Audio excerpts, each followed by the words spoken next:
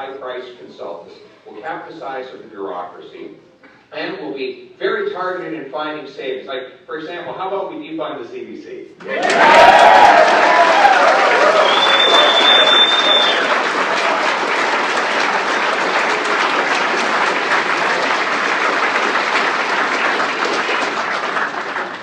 Wokesters over at the CBC, they always love to criticize everyone else. They love to divide people along race.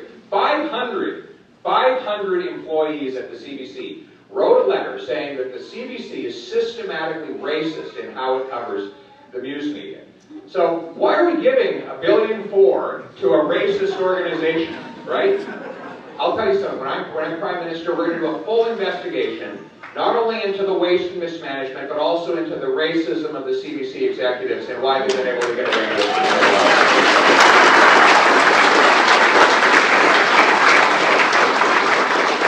Come back on the corporate welfare and the powerful insiders that continually get the contracts will ensure that dollars reach directly to the people on the ground, the hardworking people who pay the taxes, instead of just going to the upper crust and the elite and the high-level executive bureaucracy.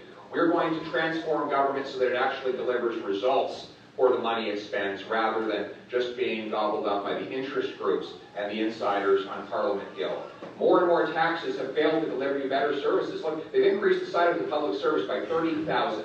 Can you get a passport? Do our airports and our airlines function properly? We got 1.1 million people waiting in a queue to immigrate here to Canada. See, the money goes to Ottawa, but just because you spend more doesn't mean you get more.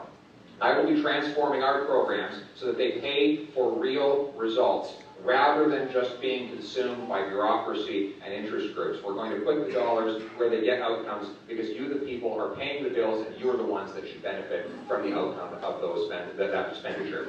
So,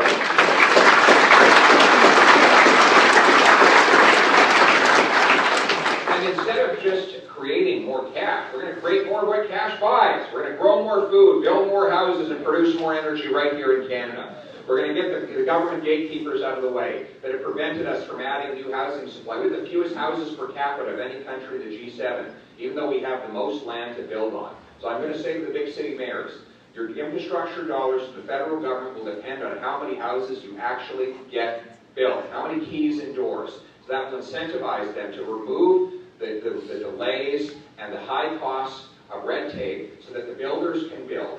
And we're also going to require that every federally funded transit station have high-density housing located all around it, so our young people